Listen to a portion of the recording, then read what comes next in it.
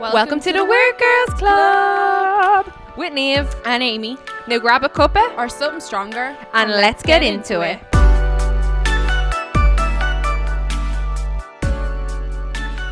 We're back for another episode of the Weird Girls Club podcast. That was very good. Was it? Thanks. Yeah. Hitting the high notes there. I think it's the echo in this room as well though, so I wouldn't toot my horn too much. But on this episode, we have Emma Tamsin Hill. We are very excited to have her on.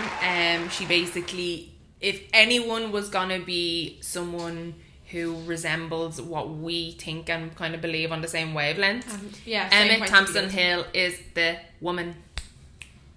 She is body positivity, self-care, self-love. She is so open, and she's just amazing, basically. Yeah, all around free spirit, good vibes, good energy, and we're so looking forward to this episode and really hope you enjoy it. Yeah, so enjoy. But thanks so much for taking the time. I know you're very busy, and the time difference is a fucking pain when we're especially when we're talking to people from like Ireland and England, and then. Because we're like 5 hours behind as well, so like it's like the middle of the workday here. But we like to make time because you don't want to do it mad late, and we hate kind of doing people on the weekends because I'm like, especially your time, because it's like the weekend everyone goes out, and we're like, we don't just be sitting around waiting to talk to us too. We're not that important. Well, I'm quite boring. I don't think I've got anything planned this weekend.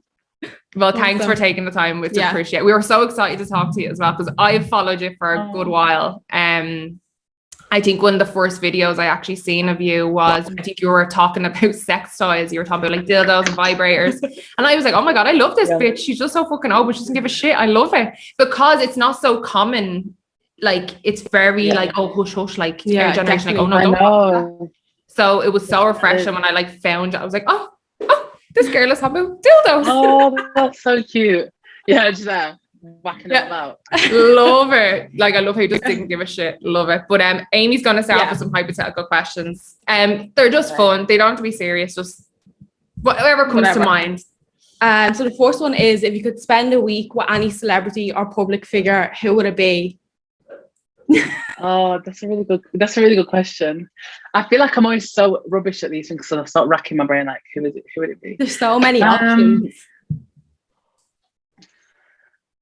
People hate when we ask these questions because they're like, shit. I feel because they're like trying to find the perfect answer. No, I feel like it would be like some sort of like female entrepreneur or like someone in fashion. So maybe like if we were gonna. Probably like an owner of like a clothing brand. One that comes to mind is like, you know, like Connor Walker, like the owner of House of CB. Yeah. Oh my God, I love her. Like, I always see like the behind the scenes in her offices and stuff, and I'm like, I would love to just like spend a week with her and just see what she does. Yeah. So I can copy it. Yeah. So I can put whatever kind of practices that she does into my life. So it's probably like a female entrepreneur. Yeah, I love that answer. That's a good answer. So the next one is, would you rather listen to an annoying laugh for a whole day or get tickled for a whole hour? These fluctuate so bad. Some are completely random and some are like, I'd love to do that. And then this one's like, never. I think I'd rather get tickled for an hour because like once you hear that annoying laugh a few times, it starts grating on you. Nah, I can't cope with it. So like tickling actually isn't that bad. I'm not that ticklish. So I feel like tickles would be cute. And plus you're laughing the whole time. Like that's true. And I feel like after like 15-20 minutes, you might just start getting used to it. Whereas with it, a laugh, it gets worse and worse the longer you have to. Bad mood. Yeah, I think. Yeah, I just put in a bad mood. You might commit murder or something. I would. But the next one is, if you could turn invisible for 48 hours, what would you do and where would you go? Oh God, we probably should have given you like a prep sheet for these questions. People are like, are you serious? I feel like if I could be turned invisible for 48 hours, where would I go? I'm not gonna lie, like I would stalk boys, like not just boys, but like people that like I dated in the past, or like people that I was dating or whatever. I'm not gonna lie, it sounds toxic, and I would do it. Like, you know, you would love to be a fly on the wall in certain situations. Oh yeah. 100%. It's like that. Or I would just like go around, I'll just see what people do when like they think no one's there. Yeah. Is that messed up? Yeah, because you never know what anyone else is doing. Sorry, there's a my dog here. She's like, let me in. You never know what anyone else is doing. Like once you're at home, it's like, right, what are they doing? What are they saying? So Are they bitching about me? Yeah. Like, oh yeah. But, I would love to, but then it's like you're gonna like actually break your own heart probably. So that's true. Maybe that is a bit toxic. But everyone is lying if they say that they wouldn't want to be invisible in certain situations. To just say 100%, definitely, no, 100%. They take the chance, like no questions asked. Yeah. Next one is, if it could be legal to have any wild animal, what animal would you like to have as a pet? You know what? I'm not that much of an animal person. Like I've never had a pet ever. Yeah. Oh my God. I've never had a pet. I feel like I really love giraffes, but I wouldn't want a giraffe as a pet. They're really big. It'd have to be something, yeah, it'd have to be something like small and cute, like a little otter or something. Do you ever see the videos of them like washing their face? Oh no, I love otters. They're the ones that hold hands, isn't it? Well, they're like in the water. Oh, yeah. Cute. There's like little videos of them like washing their face and stuff like in the. It's so cute. Oh, I want an otter. Yeah, that would actually be something real small. You need to look at like TikTok videos of otters after this. I'm actually gonna pop up a video for the video, like of just randomly otters washing their face. Honestly, just like with them rubbing their face, it's so cute. Oh, their little paws, or would you call them paws? Hands?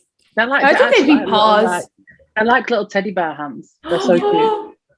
That's too cute. Oh my God. I kind of want one now. I was gonna say a sloth. I think I'm a sloth on the inside. Like just eat and like slow. I read something the other day and it was like saying that sloths were like the dumbest animals because like I just said I think I'm a sloth.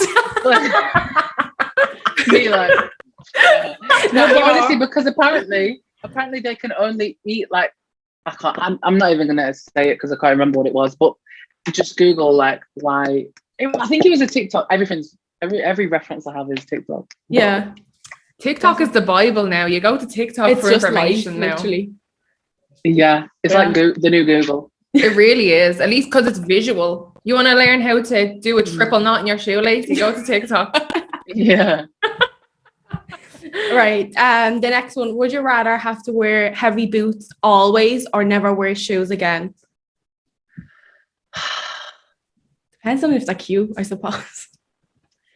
I would say never wear shoes again, but then I'd also have to never go outside again. I would have to like go everywhere on a scooter or something. Yeah, that's because I just can't cope. Can you imagine wearing heavy boots in the house? Oh yeah, no. Like going on a Imagine the smell of your feet from the sweat of heavy boots. Like no. Like do you ever smell like a fireman's feet? No. No, I'm have like you? I have, because my father-in-law is a fireman and apparently he has really bad smelling feet when he comes back from his shift because of the boots. It's the boots. Okay. Oh, God. That wasn't just me being a fucking weirdo being like, have you never smelled a fireman's feet? Yeah, I go up the road and say, hey guys. Full fetish over here. Full fetish over here. No, hey feet. Oh. The last one is, what would your death row meal be? Your last ever meal, anything you could have. Starter, main, dessert, alcohol, anything you want. There's no limits. You can get it from anywhere. It can be anything. Yeah. I think, that's really difficult. That's really difficult because I don't even think I have a favorite food, you know. I'm the same. I really love like pasta. I really love like I love pasta. I love like Mexican food. I think it might have to be like some sort of like a big platter of everything. Yeah, it would literally be like, I'm just thinking about like tacos and like quesadillas and like really good nachos. I'm hungry now. It would have to be something like that. Yeah, it would have to be something like that. That's like salty, but like with some sort of like avocado or like chicken and cheese. Oh, so much cheese. Yeah. And then I would have to have the sticky toffee pudding. Oh yeah. Oh, that'd be nice. With ice cream. Oh yeah. Yeah. I need a bit of ice cream. I know we're all sitting here starving now. Yeah. It's like, I want tacos. At least you guys have good ones over there. Over here, we don't have that many great Mexican. Oh, really? We only went out, I think it was last week or so when we went to this Mexican place. It was actually so nice. It was lovely. Tacos, and they had they done like supreme fries, but it was like all the toppings that are on nachos, but in a basket of fries and cheese. And oh my God. Sorry, but they were yeah, and I thought I gave myself 3rd-degree burns off an jalapeno popper. Like, I'm not even joking. Like, the way I like bit into this jalapeno popper, but I didn't know it was like a full jalapeno in it. And I bit it, and the waiter came and he was like, "Are you okay?" And I was like, cheese bubbling out of my mouth, and I grabbed it, and I swear to God, was it really hot? Yeah. Oh my God, my hand was throbbing. I had to keep putting it on my sangria. I sound so posh, my sangria. Oh my God. But it was throbbing. Jalapeno. Oh no, the jalapeno, that wasn't even hot. It was the fucking cheese. Oh my God. Then I needed a fireman to come. and save me.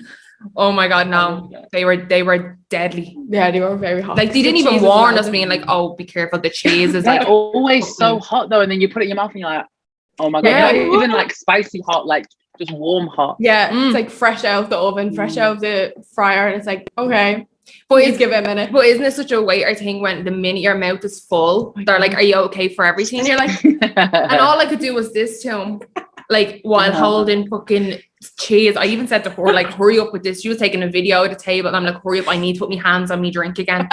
Oh my God. Fingers. I was like, "They're gonna blister. 100% they're gonna blister." They didn't. But I thought they were. I thought I was gonna need a skin graft or something on the tip of my fingers. So I was like, From jalapeno. I was literally like, I have no fingerprints anymore. They're gone. They've just been wiped off my fingers now. That's the worst though, when your tongue, like when you burn your tongue, and then it's like, you're like, what was it like before to have a tongue that felt things? But when you do that, it's like it ruins your whole meal then, because you literally you feel or the palate. If you burn your palate, that's like annoying, because then you're like messing with it the whole time. Yeah. But I think that's all the hypothetical questions. All the hypothetical questions. Sorry, we're putting you through your paces there, Emma, trying to make you think on the spot, you know. People usually sometimes like are like, okay, they're only hypothetical questions, but then they're like literally like blank. You go blank. And then I feel bad because I'm like, you want to give a good answer and like be it an answer, because then later on tonight you'll probably be thinking, saying, why the fuck did I say that? I should have said like this instead, because I do. I should have said a roast dinner for my last meal. Oh yeah, a few roasties. Be nice. Yeah. But we're gonna get into like some other questions and just kind of how you got into social media. Was it something that you planned on doing, or did it just all sort of fall into place?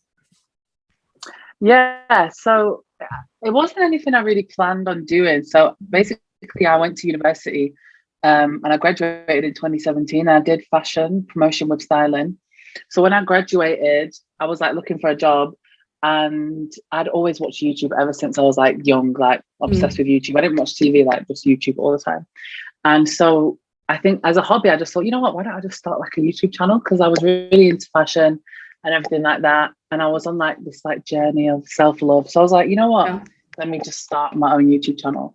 So I started doing it as a hobby, and just like started off with like fashion videos, like haul videos, and like girl talk kind of videos. And then like within the first, I started in like December 2017, and by the end of January 2018 I had like 10,000 subscribers. Wow. So it grew really quick. And I was like, oh my God. So then I just kind of kept doing it, and it kept growing and growing and growing. And yeah, so it was never something that like I planned on doing. And then by like the August of 2018, it was like my full-time job. So that's amazing. I was just super lucky. Yeah. I'm jealous. So good. I love your try-on hauls, by the way. Your try-on hauls are so good. Like, I'm obsessed. Thank you so much. I do watch them, and I'm like, I'll get all of these in my basket. They're in my them basket. Yeah. But like, who would be your fashion inspo? That's a good question. I feel like there's no like one person I feel like that's like my inspiration. I've always been like into fashion from when I was younger. But when I was younger, like there really wasn't that many options for like plus size girls. Yeah. So there was not that many people doing plus size ranges. I remember ASOS had one, but it was all pretty basic and like pretty boring. So I used to shop a lot like secondhand. I would like go to like charity shops and get stuff from like the men's section, the women's section, like to make whatever I could work, like buy clothes from the maternity section. I would like go to these like vintage kilo sales, so you get like a kilo of clothes for 15 quid. Yeah, and I was like obsessed with stuff like that. And I think like when you're like a bigger kid, you're kind of forced to like be a bit more creative because the clothes you want to wear, like the shops don't have them. So you kind of have to make your own style for yourself. So I think like now I just kind of wear whatever I like and whatever like I feel like looks good. But I feel like obviously you get loads of inspiration from like Instagram and Pinterest and TikTok and whatever, and just people walking on the street. So I don't think there's like one main person. There might be a couple of accounts on Instagram, but I can't remember the names. Yeah. But I feel like I'm really into like kind of, I don't know how you'd explain it. The more kind of like street style. Like I love like trainers and like dressing a bit more like tomboy. Yeah, definitely. Like the comfy stylish vibes. Comfy, Like I love jewelry. Yeah. I think because jewelry you can dress up. You can always dress up an outfit. Because I would rather wear like pounds and pounds and pounds of weight of jewelry than wear heels. I fucking hate heels. My feet are just too flat. Like I have my dad's feet. They're just fucking like penguin feet. They're flat. Like there's no arch in these things. So if I'm walking in heels, no, like it's not good. Painful. No, it's too painful, and I don't trust myself. I'll probably break a bone. So, do you think like social media and the fashion industry has changed even in the 4 years of you just starting out now with like all the kind of more sizes and the range inclusivity that we see now? 100%. Like when I first started my YouTube, end of like 2017, PLT had only just launched their plus size range. So in that time, like so many people have launched plus size ranges and they've just built them up. Like, yeah, I feel like there's been so much progression in the past few years. And it's because these brands realize like it's $1 million, probably $1 billion industry, like plus size fashion. Like bigger girls want to wear the same stuff that their friends who are smaller wear. And we want to spend like the same amount of money. Do you know what I mean? So I think they more so just realized it's a really big business. So, I mean, there's still far to go, but I mean, it's made a lot of progress in a short amount of time. Yeah. Sometimes I do think, is it just the new trend now? And is it ever like going to go back that way where they're like, oh, we're actually going to focus on this again? That's what I do. I always think it's like now it's almost popular to have like diversity where it should have just always been a thing. And the real women campaigns, like I do always question that. And I'm like, but is that really what they believe? But it's a bit of a double-edged sword, to be honest, because it's like a lot of people, you can see that it's very transparent. Like, you know, they're doing it to seem like woke and to seem like, oh, look how diverse we are. But at the same time, you kind of have to take it with a pinch of salt because it's like, at least that is happening. Even if I think you just have to be a smart consumer and like know that they're doing this to get your money, to make you spend with them. But it's more than some people are doing. Do you know what I mean? Yeah. Like, because we're so limited, especially in Toronto, at least, with plus size ranges. Like, I think there's like a shop, Torrid, isn't that? I have no idea. Torrid, it's like one shop and it's like just plus size. But as we were saying before, it's just basics, like, and it's graphic t-shirts. Like, it's not trendy. Like, it's just the basics, like plain t-shirts and so. Like, I know H&M have kind of a plus size range over here, but it's not in store. They're always kept online. That's online. Like, I think Torrid is like the only shop I remember in the shopping centre near Row 3. You can literally walk in and buy something in a plus size range from what I can remember. I know H&M definitely is online, and then with the majority of people who are plus size over here shop on Shein. Really? Because fashion even over here is so different to like back in Europe. Like, you'd have Primark. We obviously had that in Ireland as well, and then it's coming here. You can't just go into even a shop like that and just grab up bits. It's so different here, so everything's online. I'm still like, Pretty Little Thing, if they're covering the customs, I'm buying it. Pay duties, which is a bit of a pain. So like ASOS, like, we don't order ASOS because there's too much duties and taxes on it. Oh my god, that's so sad. I know. Yeah. That's why sometimes I'm like watching your videos and I'm like, bitch. But at least, but it is getting, I think, slowly I think the more people talk up about like what you're doing, like I know you're a big advocate on plus size and being inclusive, and I know there's so many more people speaking out about, especially because it does make you feel isolated, like you were saying, when you're a bigger kid growing up. I know I was that kid, like I was always the bigger kid. I have 2 older sisters, and I was always like the dumpling of the 3 sisters, like but it's harder because when you're growing up and you see your older sisters and they're not the same size, it's like, and then you're going into bigger sizes than them, even though you're younger. It is very isolating. It does pain your mind. I remember in primary school, I was like, I fucking hate my life, like, because I was taller than everyone in the class, and I remember I was bigger, and it's very, like, looking back, I was like, oh my God, I was a bad bitch, like, I've made it through and I don't give a shit now. But at the time, I remember in my communion photos, and you could literally just spot me because I was the tallest in the class, and I was like, oh my God, and I was so self-conscious. I used to always try like make myself shorter and smaller. But I think now that like clothes brands are like expanding, which they should have been doing long time ago, but the fact that they're starting to do it now more, it is kind of like reassuring, especially if I ever have kids and they're in the same situation, like they don't feel like there's something wrong with them, that they have to fit into this like cookie cutter size that like society kind of pushes on everyone.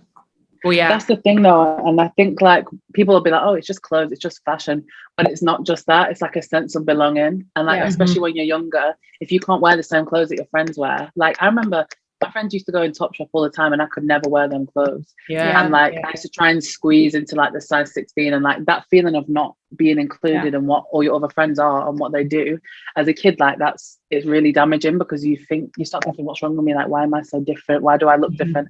And that's how you start internalizing like hate for yourself, because you don't see anyone that looks like you. Everything seems to be like against you, like nothing, you can't really walk in anywhere and get any clothes. People stare at you funny. Everything you see on TV, on billboards, everything like doesn't look like you. So you start internalizing all that. And at such a young age, like that's your life, like going shopping with your friends, going out to a disco or whatever, and it's like if you're not feeling like you're fitting in at them, then at that time in your life, like that's just it. You're like, well, how does it get better? And then brings on into the future, and it's like, nah, this is shit. Like amount of meltdowns in like dressing rooms I've probably had as a teenager, and being like, please don't go up past my fucking knee, and then your man's like, hurry up, I'm leaving, if it doesn't fit you, we're going. And then like it plays a lot. It's a lot to do with your mental health, but like you were saying, like clothes aren't just clothes. They make you feel like yourself. Exactly. And if they help you feel good about yourself though as well, because let's be real, in today's society, everyone's looking at everyone, what they're wearing. Well, I know more over in like the UK and Ireland, but over here I think everyone doesn't give a shit. They can't get any clothes. They don't. Everyone's just reckless. They're all too busy with their lives to care about anyone else. Very free over here. Very, very. I think people are that way. They're not like, thrift shops are a huge thing over here.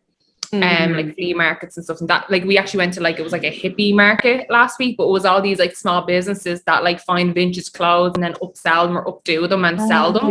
It was really cool. It was actually it was really nice to go to and like see the small businesses kind of like starting out. So there was really nice stuff as well. Like they had like Nike jumpers that looked brand new. It was some really nice vintage stuff. But well, yeah, but what I was going to say too actually was, before I went on that little tangent, if you could get rid of like one fashion trend from whenever, ever in the world, what fashion trend would you like be like, I will never in my life either wear it again, or I will never wear it, or never be on that trend?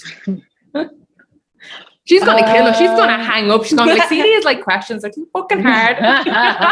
No, because it's funny, because I was literally just thinking, I'm 90%, 95% even sure that I'm going to buy some Crocs. And you know, everyone used to hate them and now everyone's wearing them.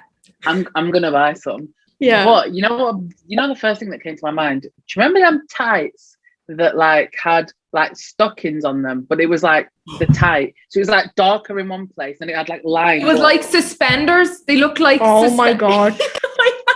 Remember them? Oh my God. Do you remember them? I literally and then with the little flippy skirts. Oh my God, everybody wore them. And creepers. Do you remember them shoes? The big platform creepers? Yeah. People still wear creepers, but them tights, they're giving me PTSD right now. The audacity of me wearing them.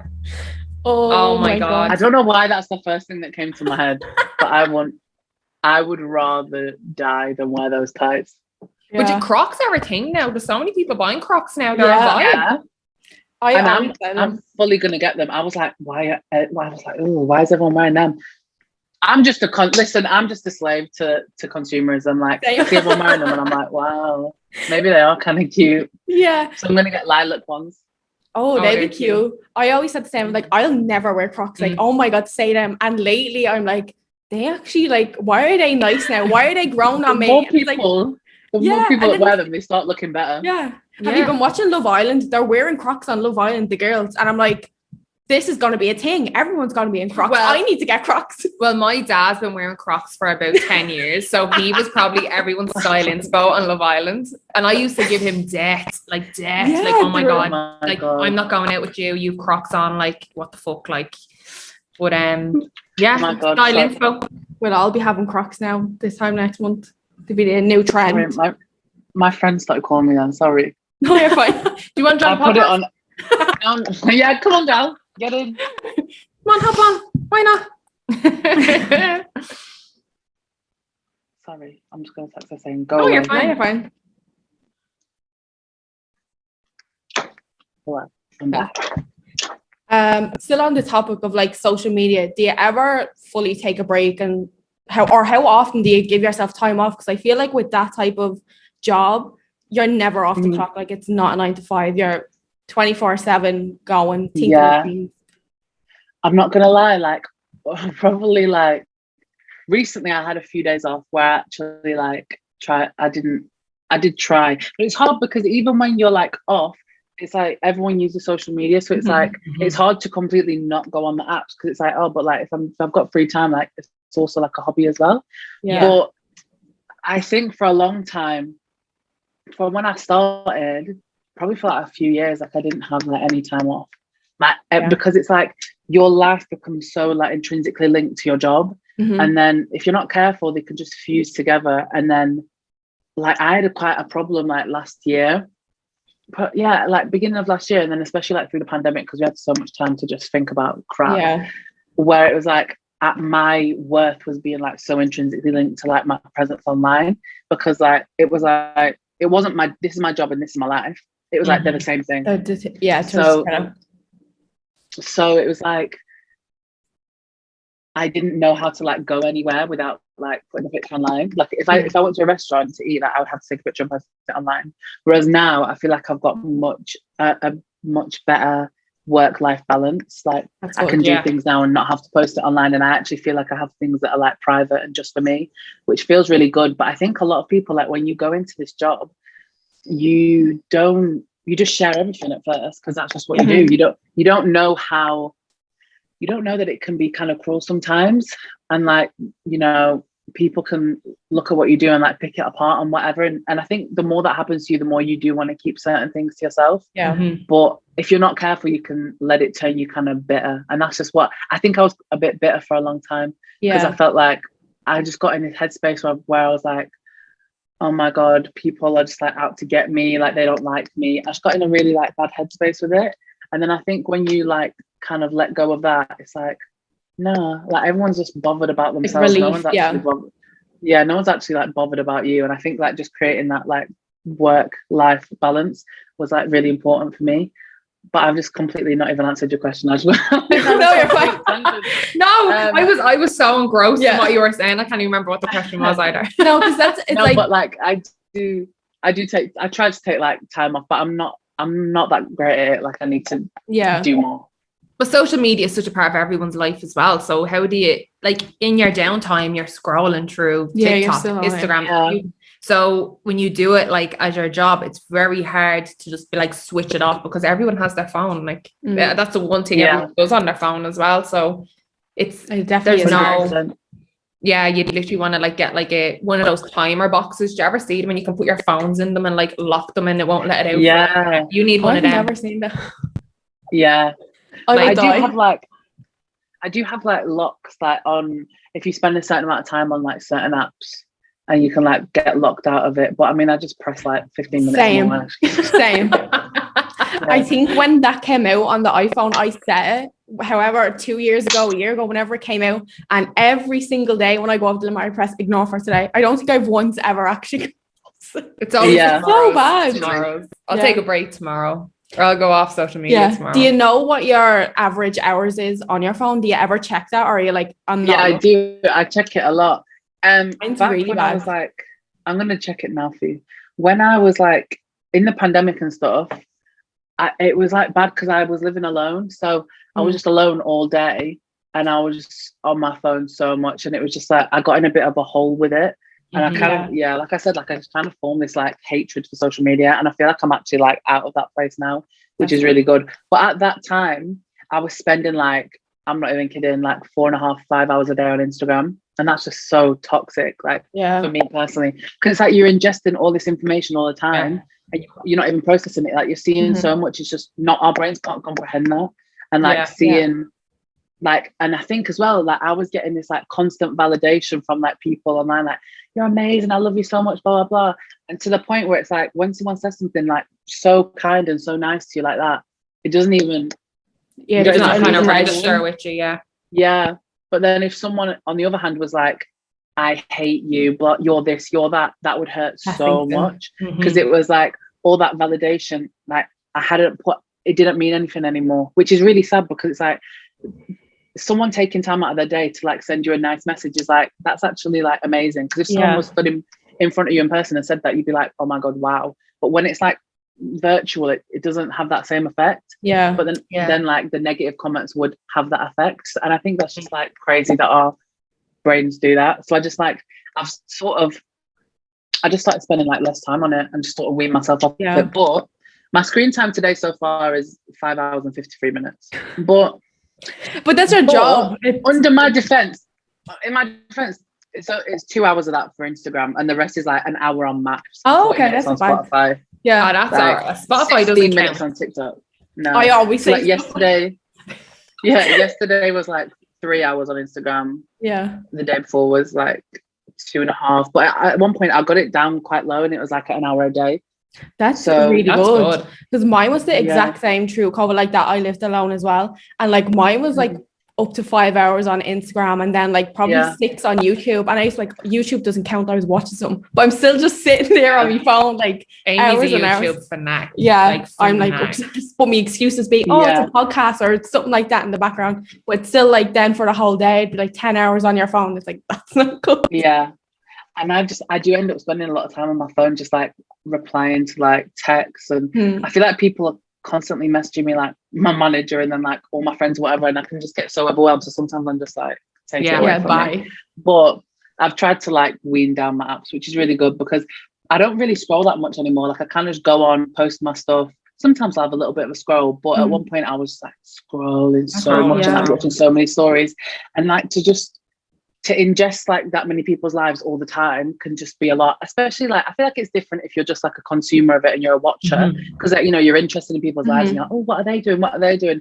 But as a creator, sometimes you can just start looking at people and be like, maybe I should be doing that. Oh my God, have they got like loads of, what are they doing that I'm not doing? And you can just get in your head about it. And I just think comparison is really just like, there's that saying, isn't there, like comparison's a thief of joy. And I just feel like it really is. When you start comparing yourself to people that like you're not even in the same, you don't do the same things, you're you're totally different. No, that's not a good headspace at all, but you get out of that, and it's good that you're spending less time on it and like recognize that though. But I was gonna I knew you were gonna say something and then I was like, make way, bitch, make way. She's gonna punch me after this. Like, why did you act like that? She was like, fucking hell, I'll give you 5 minutes of fame, like relax. But I was going to say, you're very big into, obviously we talked about it already, like promoting self-love.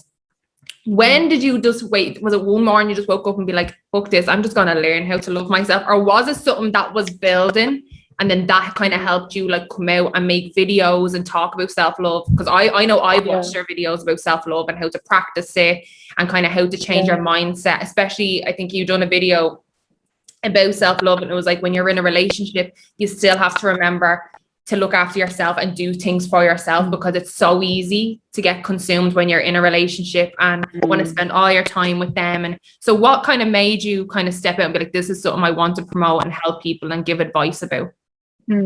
I think like it wasn't something where I woke up like one morning and was like, oh my God, today I'm just gonna love myself. Like it was Monday fresh start. Like, yeah, it wasn't that. It was definitely a gradual thing. Like I grew up as a teenager. Like I've always been like, I was always like a happy kid and everything, but I didn't have like, I've always been outgoing, like just the kind of person I am. I don't know if you guys are into star signs, but like I'm a Leo, so we're extremely extra. We're extremely extra, and like we love to be the center of attention. So I feel like I've always kind of been like that when I was younger, but on the inside, like I wasn't confident. I was very insecure in who I was, and I always use like my humor and like my personality to kind of like be a shield for that. So like I feel like when I was younger, I was quite lucky. Like I wasn't badly bullied, because I was kind of like, I would make the joke out of myself before anyone else could make the joke out of me. So it was like when I was younger, I was just really insecure in my body. Like I hated my body. I literally would just, I wish so much, I wish I could be like thin. I used to say to myself, like, when I'm skinny, like I'll be happy. And I used to say stuff like, you know, when I lose weight, I'm going to do this, instead of just like living my life now. I was like obsessed with losing weight and being thin, because I thought like thinness equated to happiness. Now, as I get older, I've just completely realized it does not matter what you look like. You create your own happiness. Like nothing in life is going to make you happy other than yourself. Because even when I was a kid, like I'm talking like 10, 11, 12 years old, my thin friends like had the same insecurities that I had, but just in a different way. So it was like, it wasn't like they were smaller than me and they were just so happy. It was like, no, when you're that age, and especially like teenage girls, like you do have so many insecurities, especially because like the things that you see in media and in magazines, and the pressures that you have on you, like from like, you know, kind of like the male gaze and stuff like that, and boys, and you think you have to act a certain way and look a certain way and be a certain way. And I think we just grow up like internalizing that, because it's just so part of our society. So I think it was kind of like in 2017, like I'd done like so many diets when I was younger. Like I did like Slimming World, Weight Watchers. I even did like the Cambridge Weight Plan. I don't know if you've heard of it, but it is so fucked up. Like, is it like the army one where it's like one slice of toast? I think I've heard of it, but it has like different names. There's like the army diet, and it's like a slice of toast and an apple or something, and then 5 hours later peanut butter and cracker. It was something random like that, but I think it's a similar one. All the diets. The Cambridge Weight Plan is like basically like meal replacements, like milkshakes and stuff like that, kind of like Slim Fast, but like milkshakes and stuff like that. And I was like, I think I was like 19 or 20, and I was paying so I had student loan, and I was like paying this woman, I think it was like £60 a week for like these meal replacement milkshakes. And like I look back now and I think that is so fucked up. Like this grown woman was taking £60 of my student loan a week to just give me these meal replacement milkshakes, because I was just so desperate to lose weight. Because now I look back and I think if I genuinely cared about my health, who gives a fuck what your body looks like? If you want to be healthy, then, you know, eat whole foods, eat foods that are going to like make your insides happy, you know, be active, this, that, and the other. Drinking chocolate milk 3 times a day is not healthy. Like, I don't care what anyone says. Like, if you want to be healthy, there's the food that the earth gave us is what's gonna you know, give you all the nutrition and stuff that you need. So it's actually fucked up like this. So I used to go every week, and like she would give me all these meal replacements and stuff, and like she would weigh me every week and like take my measurements and stuff, and like if I hadn't lost enough weight, she'd be like, you really should have lost more weight this week, and this, that, and the other. And like I was just obsessed like with being, and at that same time it's such a toxic headspace, and everyone around you was going, you look amazing, oh my god, you lost so much weight, you look so good. So it's like it just fuels it even more. It's just like a vicious cycle. So I did like all kinds of diets like that all growing up. And like I just always wished to like be smaller.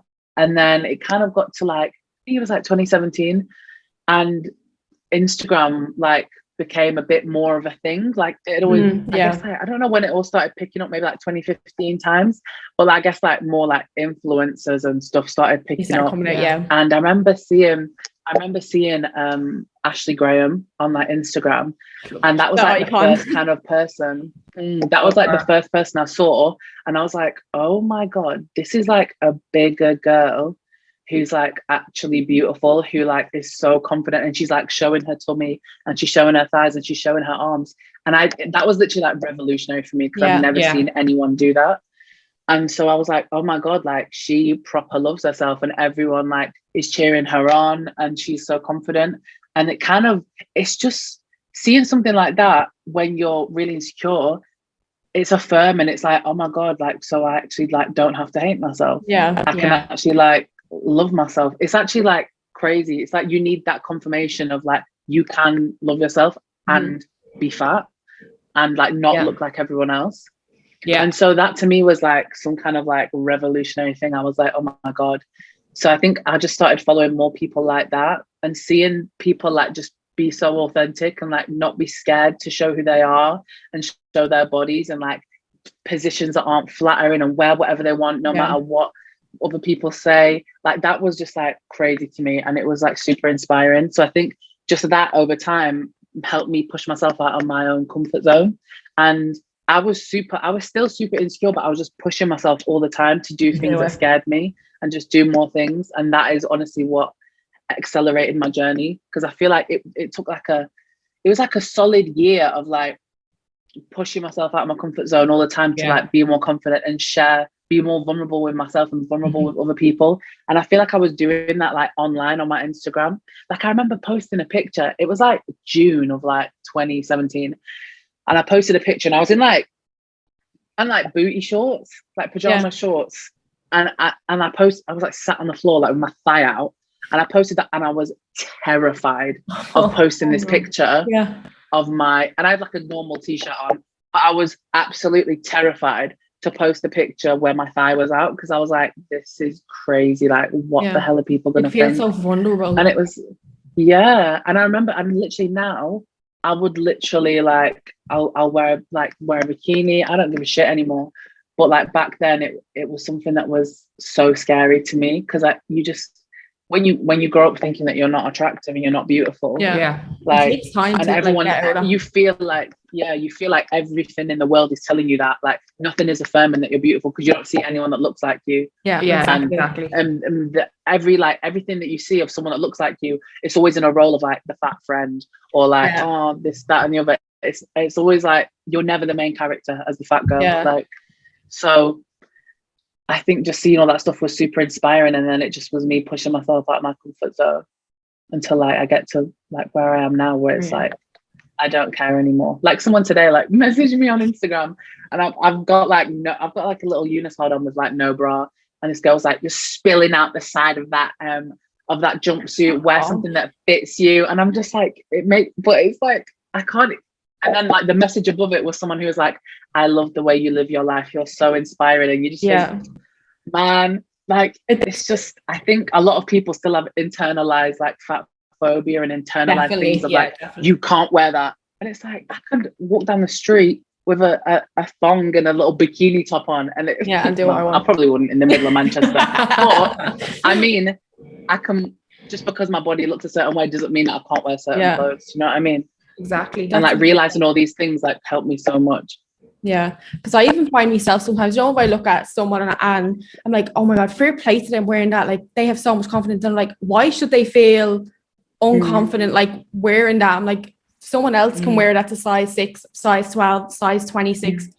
It's just clothes, it's whatever they want to wear. So even I find that myself, and like I'd be in the same position, like always dieting and stuff.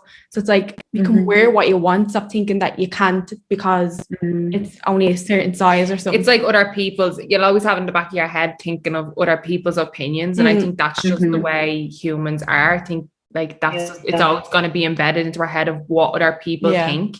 But I think like you were saying, I think as you kind of practice it more and push yourself out of your comfort zone and try to gain more confidence, eventually you'd be like, I don't give a fuck, like think what you want or say what you want. Like I'm not going to say like your bad comments will never get easy, but I think when you have good comments kind of sometimes outweigh the bad. But it is true what they say, like you'll have 1,000 good comments, but it's one bad comment that will literally, it could ruin your day, which is so true. Yeah.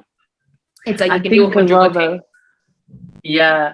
I think like we just still have a lot of like unlearning to do, like as a society, like even me too. Like you're not gonna kind of abolish all the things that you felt about yourself, and whatever you feel about yourself, you know, you put onto other people as well. Like anyone that's living their life carefree and whatever and just doing them is not going to be worried about what other people are doing or what they're wearing or how they look. You're going to mind your own business. It's the people that feel the worst towards themselves that kind of project that because they don't want to be alone in their pain. And it's like, you know, it's you're not going to switch a lifetime of thinking about yourself and about other people in like one day or 1 year or even 2 years. It's going to take a long time to unlearn these things, and it's kind of like a lifetime journey. Yeah, definitely. But we want to jump in because we don't want to keep you too long out of your day. We want to let you get back to make your hours go back up on Instagram. But we'll just jump in real quick about obviously you coming out, and it was quite recent. So tell us about Congrats. And congratulations. We'll put clapping emojis or a sound effect. But like, what made you come out this year? Was it more reflection during COVID, or what kind of made you say, do you know what, I'm gonna come out now? Like, it feels right to do it now. Yeah, I think for me, I just feel like I'm quite lucky because I have really like accepting friends and family, and I think with me, I've always felt like I've always said like I felt like I was just really fluid and whatever, and you know, I'd had like feelings towards girls like when I was younger, and like experiences that I had before, but like I just didn't ever kind of put a label on it, or I just decided, okay, I don't really know what that is, like I'm just gonna leave that over there. And I think definitely with the reflection like during COVID times and not really dating anyone really helped, like after I got out of my last relationship, which was like low-key like traumatic, and which is what I did like therapy for. I think after that, like I just didn't date anyone for like a really long time, and I think that really helped me a lot because it kind of helped me understand myself. And I think like through growing up, I think because I felt a certain way about myself because I was really insecure, I looked a lot for male validation, especially when I was younger, like 17, 18, 19. And I had like my heart like pulled out my chest and like ripped apart so many times that it was like I was in like a vicious cycle with men, and it was like I was always looking for their validation and having sex with people to try and make me feel beautiful, but it never did make me feel beautiful. No, it was just like but I didn't understand that was happening to me. Like I was just kind of in this stage, and I wasn't conscious of it. I wasn't very like self-aware back then, whereas now I feel like I'm super self-aware. And so I think because I've been so obsessed with men, like my kind of late teenage years going into my early 20s, I'd never even thought like, oh, like, well, I'm kind of like, the thought of dating women was like never like, oh, like, you know, you say to something else, like, and they're like, oh, like, no, never. It's like, I support you, but I'm not like that. That famous saying. But I guess and I'd had like situations with a couple of girls like in the past, but I never labeled it, and I was like, you know, I'm just like whatever, I'm just fluid. And then I think like the more I thought about it, and the more I kind of gave it more consideration and more space in my life to like kind of bloom, I was like, you know what, like no, like I think I am bisexual. And even like it takes a long time to even get to that point, because you're like, oh, but like you feel like you need to be validated in some way, or someone needs to validate what you're thinking about yourself. Like, oh, I need to like have sex with a girl to be bisexual, or I need to like date a girl or be in a relationship with a girl. And it's like, no, I could sit here not having sex with any girl, not even ever kissed a girl, not even ever spoke to a girl, and still know and still validate myself that I am what I think I am. And so I think, you know, I know a lot of people that have never like put a label on anything, and you know, they just say, you know, it's just whatever, and it doesn't need a label. But I feel like for me, it just felt right. But at the same time, for me, coming out wasn't like a big deal, which I'm very fortunate to be in that position where it's like, okay, it's not even a big deal, because I know my family and my friends know like what I'm like, and I'm like very much like a free spirit, and like when it comes to like my choices and stuff like that, I don't care what anyone else thinks. Like if I want to date a girl, if I want to do whatever, like I'll just do that. So the whole coming out thing, like I honestly thought it was just like a funny, I made that like TikTok, and honestly to me it was just like a funny TikTok. But then I was like, oh, I guess like if I post this, it's like me coming out. So I was just like, okay, fuck it, like I'll just do it. So yeah, and then like I just feel like I've really allowed myself now to like explore it more and date more girls and stuff like that. And dating girls is honestly way better than dating men. Really? Let me not lie. Yeah, because like men just continue to be disappointments. Like honestly, obviously not all men and everything, but talking to girls is so much nicer. Like going on dates with girls is so much nicer. Like boys are like, let me come and pick you up at 11 p.m. in a car. And this girl the other day was like, do you want to go to the theater with me and watch this show? I'm like, yeah, so different. The difference. Yeah. The difference is crazy, like super, super crazy. But I think it's super interesting. Like I don't even like, I know I label myself as bisexual, but it's more so like, I guess it's whatever label you feel like resonates to you more. Because I would honestly date anyone. Like I'm not like exclusively just like men or women. Like, and I guess people would say, oh, I guess you're like pansexual then, because people always want to label you and put you in whatever. That's it. Oh, but you can't be this because you say this and this, that, and the other. And it's like at the end of the day, if you're queer, you're queer. Like, and it doesn't matter like what label is kind of put to it. Just what feels right for you.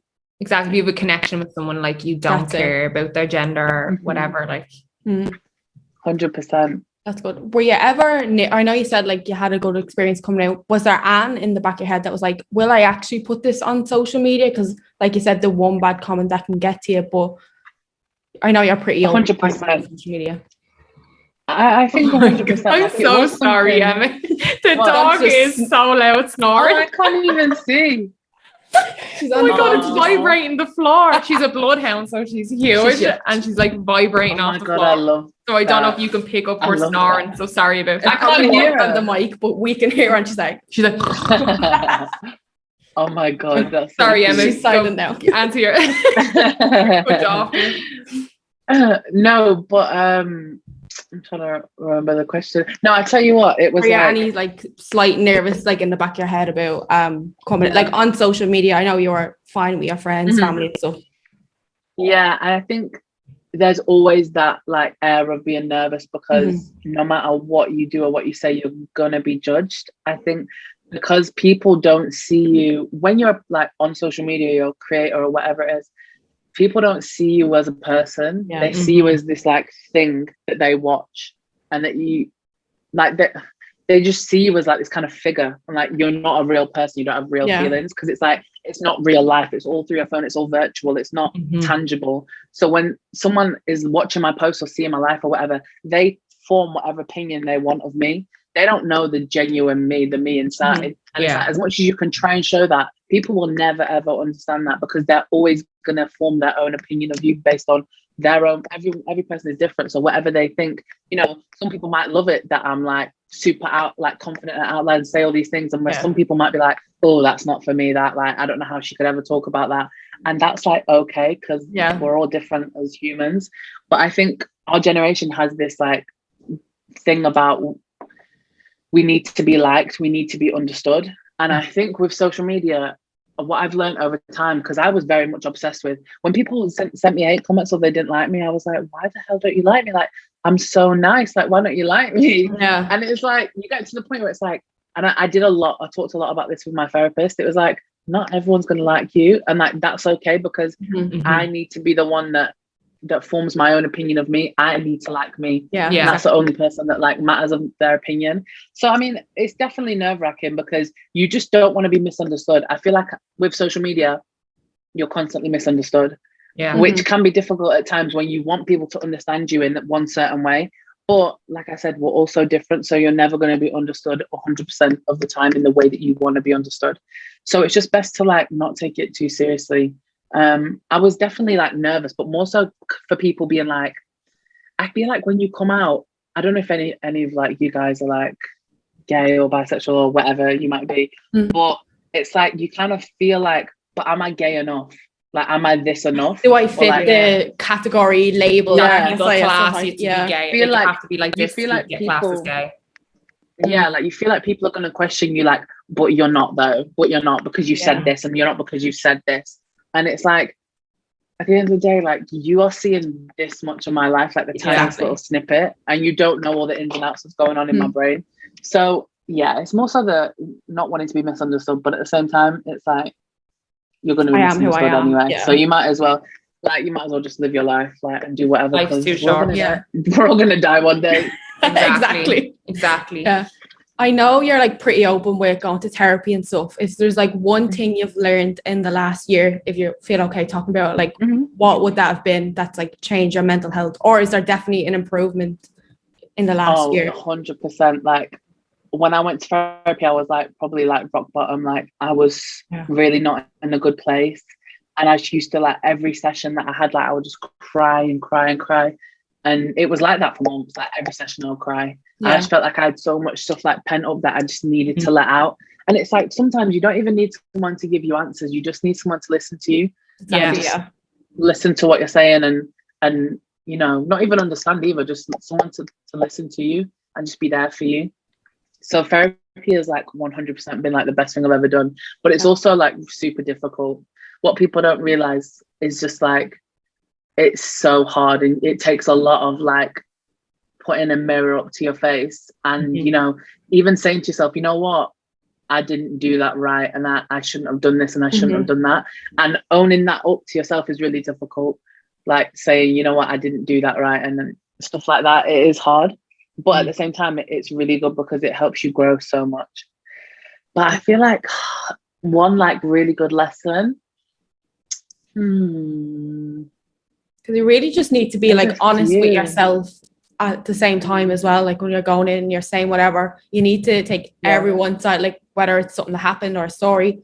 It's like they make you think about every different scenario, every different opinion. So it's like bringing up a lot of past pain as well. Robbie, you've suppressed so much pain. Yeah. Because I think it's a lot of people, I know, like I would rather push something so far down and get on with it. And I think me and you are very similar in the sense where both of us, I do humor a lot to deal with emotions. Yeah. And it's probably not the most appropriate time. I could be at a funeral and I'm cracking fucking jokes, but that's just me like processing with it.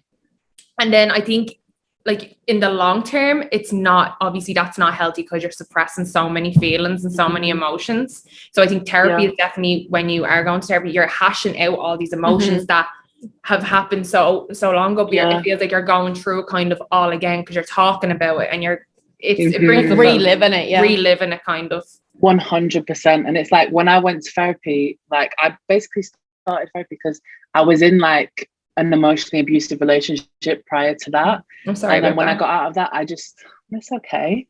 These things happen. I feel like a lot of things have happened to me in my life so that I could learn from it and help other people learn from it. I honestly feel like everything happens for a reason. So it's kind of like when I got out of that relationship, I was left with a lot of issues that I didn't realize. So it was like super low self-esteem. And like anything like any time anyone said anything negative to me, it really hit me even deeper because it was like all these things, because my self-esteem was like so low, but I hadn't realized, and I kind of lost all my confidence, and I was just like a shell of myself. Like I didn't notice myself anymore at all. Like I just wasn't me. And I feel like I've worked through that a lot in therapy, and all that in itself was kind of intrinsically linked to like self-love. And I thought I'd done all that self-love work. You know, I've done everything, and I love myself now. And it was like, that was all surface level. It was like, yeah, I love my body or whatever, that I accept who I am. But on the inside, I wasn't practicing genuine self-love because I wasn't respecting myself. Like I had no like self-respect. And especially after that situation, and I was like, I went through like a bout of like depression, and I got super anxious. Like I was anxious all the time because I just felt like in that past relationship, I was walking on eggshells all the time. Yeah. And it was like, it was just so much to deal with that I hadn't realized that I just kind of like kept inside. So like going through therapy, it was like, it's just been super beneficial when it comes to that. And I've actually learned like genuine self-love for myself and how to be patient with myself and giving myself time. I used to feel like a lot of shame like before therapy about certain things. Like if I said to myself, oh, I want to wake up at 8 o'clock in the morning, and I woke up at 9, I would literally have a bad day all day because I was like, I cannot believe I've fucked up the whole day. Like I've woke up at 9. I'm so stupid. Like this, that, and the other. Whereas now it's like, okay, I've woken up at 9. That's probably because like my body needed to sleep a bit more. That's okay. Like so, it's just like things like that. And my therapist always says like, shame is such a powerful emotion that other things cannot.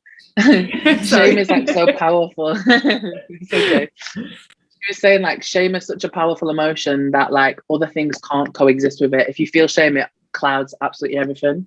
So just like taking these feelings and like breaking them down and trying to understand why I feel that way. So like now if I feel a certain type of way, if I'm like anxious or something like that, I'm like, okay, well, what is it that's triggered that? I'm way more introspective now, and I'll pick things apart instead of like going crazy and overthinking, because I'm such an overthinker. Instead of like doing all that, I'll be like, okay, but what is it that's made me feel like this? And then I'll break it down and I'll be like, okay, it's okay. And I've realized like I think when you have certain thoughts and you know sometimes can be really negative towards yourself, you think that's you, but I think this is okay. I found it. I found the thing that I'm going to tell you, the best thing I'm going to tell you. The light bulb went. We got there in the end. We got it in the end. But you are not your thoughts. Just because you think a certain way about yourself, that doesn't make it true. And I think that's like the biggest lesson that I've learned. And I would say that to anyone that thinks, oh my God, like I'm so fat, I'm so ugly, it's this, that, and the other. No, you're not. That's just your brain telling you that. And just because you think a certain type of way about something doesn't make it true.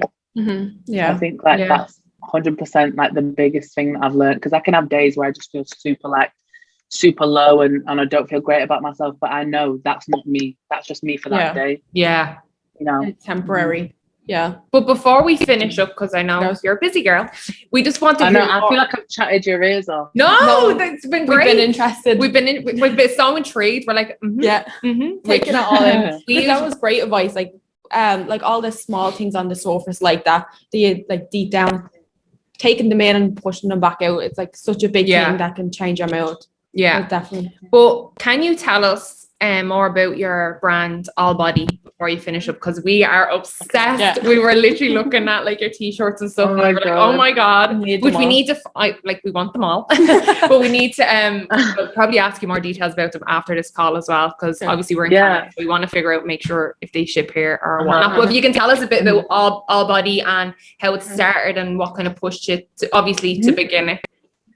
Yeah, so All Body is like clothing brand. So we started in, I think it was February of 2019, and we basically do like t-shirts, hoodies, sweatshirts. We do like a tracksuit now, and it's all basically about like it's for all bodies. So we do from size small to 5XL, and like through our marketing and through the like pictures on the website and on social media, we try to use like just real people, normal people of all different walks of life. So it's like no matter what your gender is, what your sexuality is, how your body looks, your skin color, like none of that matters. Like everyone is included. And so it was really important for me to like create something like that, because I felt like when I was younger, like I said to you guys before, like I didn't feel a part of like things when it came to fashion. And I think if I was younger and I had like a brand like All Body where, you know, me and my best friend who's a size 8 can wear the same t-shirt and we feel like we're all a part of something together, like that would have been really important. So I just wanted to create something that like I feel like I would have needed when I was younger. And so love That's it. amazing. Your stuff is so gorgeous as well.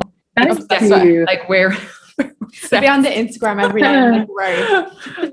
But yeah, no, thanks Emma for stopping and talking to us. I know we had loads of questions for you. You're probably gonna need a drink now after this. You probably have your brain. It's okay. I've had the water on deck.